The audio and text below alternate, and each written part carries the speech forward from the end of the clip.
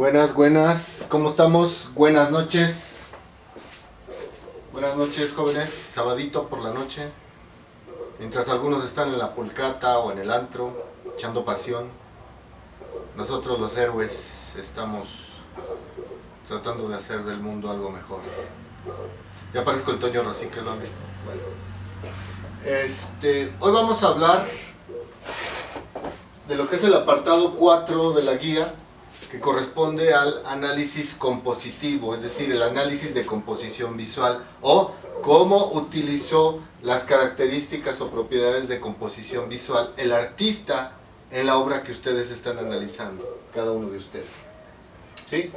Ahí mismo, en el inicio del apartado 4, viene que tienen que hacer el diagrama de líneas de composición. Bueno, se los indiqué que desde el inicio, prácticamente para la descripción les iba a ser muy útil el utilizar el diagrama de líneas de composición para ver cómo se utilizó el espacio, esta partición del espacio de composición visual en cuadrantes, en ubicaciones espaciales dentro de lo que sería el formato de la obra. Ayuda mucho para que ustedes puedan ir indicando precisamente a qué lugar, a qué ubicación se están refiriendo en su descripción, en su análisis formal y en este caso en el análisis compositivo. Análisis compositivo igual a analizar, estudiar y explicar cómo utilizó el espacio el artista en la obra que ustedes están analizando. Hay que entonces utilizar el diagrama de líneas de composición. Ahorita les pongo nuevamente un ejemplo.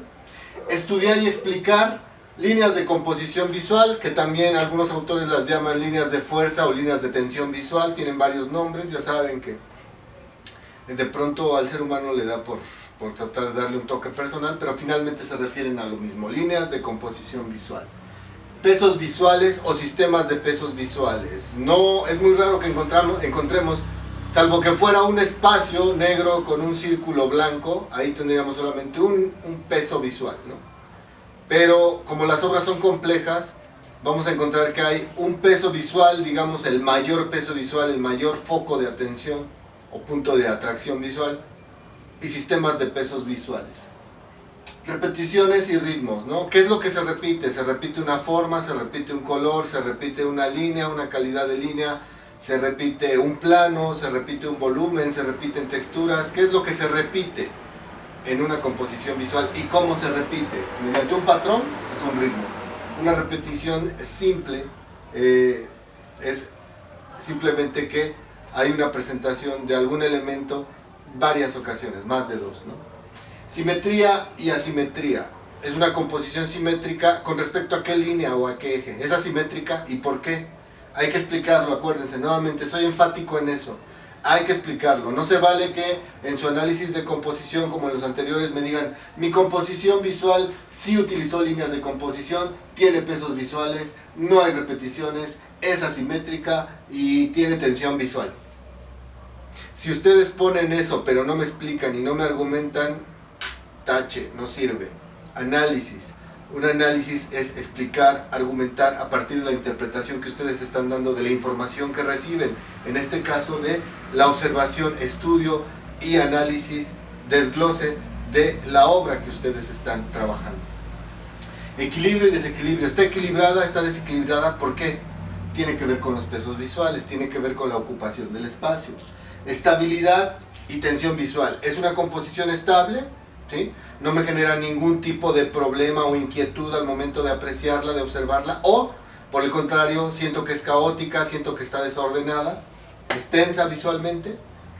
Estaticidad y dinamismo. Es una composición que no me sugiere movimiento, por tanto es inmóvil o me genera el sentimiento o la sensación de que es una composición totalmente quieta, estática, o por el contrario, tiene ciertos rasgos, ciertas propiedades visuales que me sugieren que hay movimiento, que hay dinamismo, que hay cierta expresión muy marcada relacionada con el movimiento. Agrupaciones, ¿sí? ¿Qué es lo que se agrupa? O todo está desperdigado, sin ninguna asociación, sin ningún tipo de relación visual.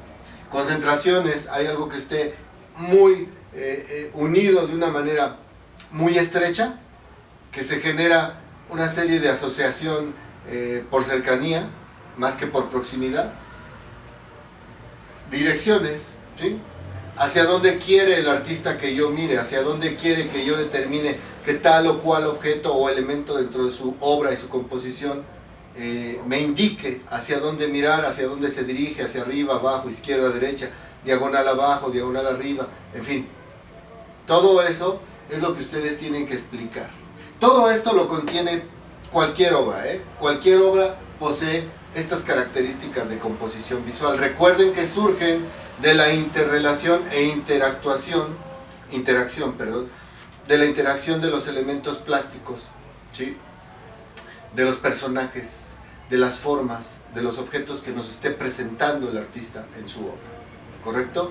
Todas estas propiedades se generan, repito, a partir de esa conducta visual que tienen todos los personajes, elementos, planos, formas que presenta y que trabaja un artista y propone en una obra, en este caso artística.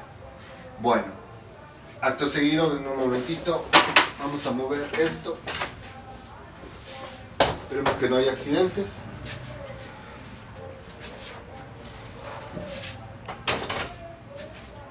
Bueno, espero que la puedan ver, déjenme checar el enfoque, no se me vayan. Sí la ven.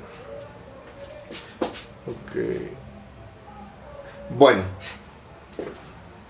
Esta es una obra de Joan Miró, aproximadamente de la tercera década del siglo XX. Surge el surrealismo, en este caso un surrealismo de tipo onírico. Lo que estoy mencionando son datos que nos van a servir, bueno, nos sirven de antemano para dar un panorama acerca de la obra, el autor y su corriente artística, en qué época se desarrolló, pero básicamente lo que queremos en este momento, esta información, repito, servirá o ahondaremos en ella, profundizaremos y ampliaremos esa información, en el apartado de contextualización de la obra. La época, el autor, el tiempo que le tocó vivir, el contexto sociohistórico en el cual estuvo inserto, en fin. Ahorita básicamente datos más que nada referentes a la ficha técnica. Es una obra, una pintura de Joan Miró, pintor español, dentro del surrealismo onírico. No vamos a ahondar en ello ahorita porque estamos sobre el tiempo de grabación. Entonces, ¿figurativa o abstracta? Abstracta, ¿no? Sin duda. Entonces, una de las primeras preguntas que marca del análisis compositivo es: el artista, ¿tú crees que utilizó un diagrama de líneas de composición? Ponen ustedes su acetato ya con el diagrama básico de líneas de composición y resulta que la respuesta es no la utilizó. En el otro bloque, en el otro video, les voy a hacer una explicación ya con una obra que sí utilizó un diagrama de líneas de composición y que va a ser figurativa. Esta es de tipo abstracto, la que en el siguiente bloque va a ser figurativa. Esa sí utilizó un diagrama de líneas de composición, esta no lo utilizó. Evidentemente lo podemos apreciar al colocar el diagrama de líneas de composición. Entonces, no utilizó un diagrama de líneas de composición. ¿Por qué? ¿Por qué lo dice? Hay que observar cómo ocupó el espacio, cuadrante por cuadrante, triángulo por triángulo, ¿sí? Centro, esquinas, base, la parte superior, línea superior, izquierda, derecha. Hay que ver todo el espacio. Así, a primer golpe de vista, ¿cuál es la parte del espacio rectangular que más trabajó y más utilizó el autor? Correcto. Cuadrante inferior y superior derecho son los que ocupó y en los que trabajó más el espacio. Coloca principalmente este personaje del eje vertical hacia la derecha junto con este otro. Aquí ya hay una asociación, ¿sí? Un sistema de pesos visuales por proximidad. Peso visual, acuérdense argumentar. ¿Por qué se da el peso visual? Por el tamaño, por la ubicación en el espacio, por ambas, por contraste, por tipo o clasificación de color. Todo eso lo investigaron y lo vieron en el curso de Artes 1. Aquí yo se los dije, vamos a echar mano de toda esa información, por eso era importante que tuvieran calidad en esa información. Me voy a ir más rápido, ¿no? Entonces, primera parte, ¿hay una utilización consciente y deliberada del diagrama de líneas de composición para hacer la obra? No. Lo más probable es que Joan Miró no utilizó diagrama de líneas de composición. Sin embargo, las líneas de composición se pueden apreciar, es decir, se puede apreciar una ayuda de ellas para que nos permitan determinar las ubicaciones, las direcciones. Claro que sí. Toda vez que un artista termina una obra, aunque no haya utilizado un diagrama de líneas de composición, por asociación, por proximidad, por cómo ocupó el espacio, ¿sí? Digamos que es un proceso a posteriori. Entonces podemos poner un diagrama de líneas de composición y ayudarnos, apoyarnos de ellas para ver justo lo que estamos haciendo, cómo utilizo el espacio. En este caso se llama una composición lírica. No lo hizo de manera consciente, es decir, esta cabeza de aquí, como de grillo, no dijo, la quiero exactamente sobre o guiada por la línea horizontal en su fragmento izquierdo. No, la colocó arriba. En el centro no dijo, yo quiero precisamente en el centro que cheque y case perfectamente en el centro esta cabecita como de Wall-E, aquí. No, si se fijan está desplazada del centro hacia abajo y hacia la derecha. Esas son explicaciones de por qué decimos que no utilizó un diagrama de líneas de composición. O en todo caso, suponiendo que sí hizo su diagrama antes de hacer el trazado y el boceto, al final dijo, pues no las voy a pelar, no les voy a hacer caso. No voy a tratar de que esta forma que está aquí, pues quede precisamente en el centro y superior, ¿no? O que quede precisamente checando perfectamente en la esquina superior izquierda. La colocó ahí. Eso se llama composición lírica, es decir, de manera instintiva, de manera intuitiva y hasta de manera sentimental y emotiva, es como el autor va ocupando el espacio. Traducido a un lenguaje muy coloquial, es como a él le va latiendo, ¿sí? Si dice, a mí me late que esto va aquí, lo hace. A mí me late que pongo esta rebanada cuadrada de sandía acá, lo hace. Sin tomar en cuenta una ocupación, digamos, metódica y planificada del espacio. Y para ser metódicos y planificados en la ocupación del espacio, necesitamos líneas de composición. Entonces, de ahí deriva que los pesos visuales sí los hay y están prácticamente en lo que sería la mitad lateral derecha. Dos cuadrantes, inferior derecho, superior izquierdo, son los que están ocupados y ahí es donde echamos mano de la descripción. Ya describimos este personaje marcianito con antenas, cara de Wall-E, etc. ¿Sí? Y ya describimos este otro que tiene cuerpo de Miraculous y de cabecita de sandía rectangular. Obviamente estoy un poco jocoso respecto a esto, ustedes ya lo describieron, ¿no? Por tanto, ya lo único que tienen que hacer es explicar todas las propiedades de composición visual. ¿Por qué esto tiene el peso visual? ¿Por qué su peso visual está de alguna manera sumado o asociado a este de acá? Y ambos hacen una carga visual muy densa, ¿sí? Muy densa, muy pesada, en la parte derecha de todo el cuadro. Y observamos la contraparte, lo que sería el cuadrante inferior izquierdo, el cuadrante inferior derecho. El espacio está ocupado de una manera más pobre, de una manera más frugal. Es decir, aquí tenemos un personaje, comparen el espacio. Quizá tiene más contraste que estos con respecto al fondo, es un azul oscuro sobre un azul claro. Estos son rojos rematados con calidad de línea muy gruesa sobre el mismo fondo claro, azul claro. Pero este es un personaje pequeñito, delgadito, ¿sí? Estos son más gruesos, más anchos. Ahí hay una razón de por qué tienen el peso visual. Entonces, me voy más rápido. ¿Equilibrada o desequilibrada? Como es formato horizontal, básicamente lo que rige es el eje vertical. Entonces, del eje vertical que hay a la derecha y del eje vertical que hay hacia la izquierda en términos de pesos visuales, vemos que la mayor cantidad de peso visual y ocupación de espacio está a la derecha. Por tanto, está desequilibrada, es asimétrica, es decir, no tiene simetría por lo que mencionamos, ustedes lo van a detallar más. ¿Es estable o inestable?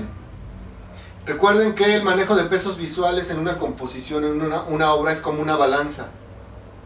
Ya todo se cargó a la derecha. La densidad, el peso y la atracción visual y la tensión visual en el lado derecho de la composición o de la obra es mucho mayor que en el lado izquierdo, por tanto es tensa visualmente, no es estable. Ustedes dirían que es dinámica o que es estática, es decir, inmóvil sugiere inmovilidad o sugiere que hay dinamismo, que hay movimiento. Yo digo que de una manera regular o de una manera no muy evidente, en algunas zonas se sugiere movimiento. Por ejemplo, vean esta línea ondulada, ya genera movimiento. Recuerden, ¿qué sería lo contrario de esto? Si queremos una línea que sea inmóvil y estática, recta, ¿no? Vean, por ejemplo, estos tres cabellitos sugieren cierto dinamismo, cierto movimiento. No es lo mismo que estuvieran completamente verticales o completamente horizontales. Agrupaciones, sí, hay dos agrupaciones. Aquí hay una entre este personaje, este de acá y esta figura de acá. Y hay otra entre estos dos personajes. Concentraciones yo vería quizá... No, me cuesta trabajo ver concentraciones. Revisen el concepto de concentraciones. Pero veo esas dos agrupaciones. Estas figuras de acá, prácticamente todo lo que está ocupando el lado izquierdo de la composición versus lo que está ocupando el lado derecho. ¿Sí? Esas serían agrupaciones. Concentraciones, no, recuerden que para que sea una concentración necesita no ser evidente el espacio entre elementos o entre objetos, no estén sumamente adheridos, y en este caso no hay espacio entre ellos, hay cierto aire, cierta respiración visual entre ellos. Direcciones, claro que sí. Este personaje está mirando ¿hacia dónde? Por estas dos pequeñas extremidades que el cerebro traduce como sus manitas o sus brazos, lo traduce el cerebro, no yo, podemos decir que está dirigiéndose hacia la derecha. Tenemos una dirección. Este nos está viendo de frente, y las antenitas que tiene, sea lo que fuere, van hacia arriba, otra dirección. Ustedes dirían que esta línea ondulada parte aquí y termina acá, o parte aquí y termina acá. Ya es una cuestión de interpretación subjetiva, pero ahí hay una dirección. ¿De dónde a dónde parte toda esta línea ondulada? ¿Dónde empieza y dónde termina? Ustedes lo describen y hay una dirección. Esta especie de, voy a llamarle como de flor de tres dedos, para mí la veo como una flor. Ese es el poder de la abstracción, que prácticamente algo abstracto puede ser todo y nada a la vez. Entonces, para mí está yendo hacia arriba y hacia la derecha. Y alguien pudiera decir, no, yo siento que va hacia abajo y hacia este personaje. Cuestión de subjetividad. La cuestión es que lo argumenten. Luego entonces, prácticamente y de manera muy, disculpen ustedes, muy dinámica, hice la descripción y la argumentación de todas las características o propiedades de composición visual. En el siguiente video vamos a seguir con esto, pero ya con una obra de tipo figurativo. No se vayan. Ay, accidente.